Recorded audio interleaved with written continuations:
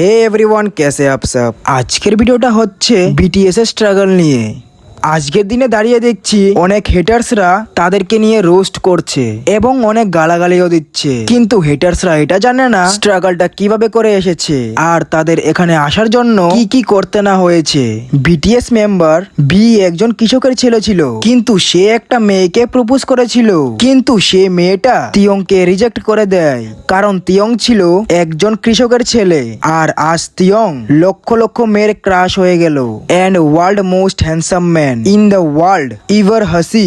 BTS member main ইয়ঙ্গির কাছে Yoongi একা সুগা ছিল, একজন ডেলিভারি বয় যে মানুষে বাড়ি বাড়ি গিয়ে ফুড ডেলিভারি করত। সুগার লাইফটা এতটাও সোজা ছিল না, ও নিজেকে তৈরি করতে অনেক কষ্ট করেছিল একদিন, কিন্তু সুগা হঠাৎই অ্যাক্সিডেন্ট হয়। সেই অ্যাক্সিডেন্ট পর সুগা একটা কাঁধে সার্জারি হয় আর ওর বাবা অনেক অনেক কথা শুনিয়েছিল যে ওর দ্বারা নাকি কিছুই হবে না, কিন্তু আজ সেই সুগা মানেই আমাদের মেইন ইয়ঙ্গি ওয়ার্ল্ড কাঁপিয়েছে ওর র্যাপ সং দিয়ে, সবাইকে তার র্যাপে মুগ্ধ করেছে। তারপর আসা যাক আমাদের বিটিএস এর মেইন স্ট্রাগল নিয়ে। 2013 সালে বিটিএস এর ডেবিউট হয়, তারপর স্টার্ট হয় তাদের জীবনের নতুন পথ চলা। ওয়েট এখনো কিন্তু কিছু শেষ হয়নি, কারণ কিছু হেটার্সদের জ্বলাতে হবে তো। আর তারা হঠাৎ করে এমনিতেই ফেমাস হয়ে যায়নি।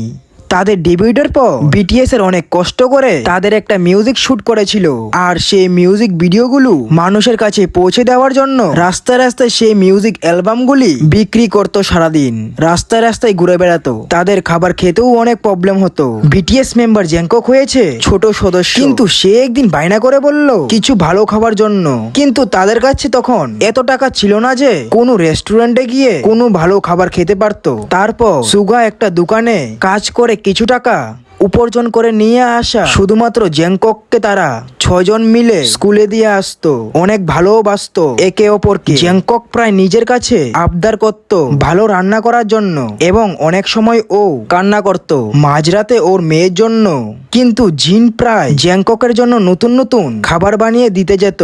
জ্যাংকক ওর মায়ের কমিটা বুঝতে না পারে এর এভাবে মিউজিকের জার্নি শুরু করে। 2015-তে ফার্স্ট ওয়ার্ড পায় বিটিএস তাদের, তারপর এক এক করে ওয়ার্ড পায় তাদের সং এর জন্য, যেমন ডাইনামিতে flame out, mic drop, idol, save me, আরো অনেক গান। আজ তাদের স্ট্রাগলের ব্যাপারে যারা জানে না শুধু তারাই ওদের নিয়ে রোস্ট করে, আর তাদের দ্বারা তো কিছুই হবে না সেই জন্য অন্যকে বদনাম করে। তারা তাদের হার্ড ওয়ার্কিং দিয়ে নিজের কান্ট্রিকে উঠিয়েছে, আর তোদের হেটার্সদের দ্বারা সকাল 6টাতে ঘুম থেকে উঠা যে না আবার এসেছিস বিটিএস এ পিছনে লাগার জন্য। শুন ভাই, জীবনে কিছু করার আগে তারপর অন্যকে নিয়ে রোস্ট করিস। আর আজকের ভিডিওটা কেমন হয়েছে তোমরা আমাকে কমেন্টে জানিও, কারণ এরকম জিনিস পেতে চাইলে চ্যানেলটাকে সাবস্ক্রাইব করে রাখো। Thank for watching.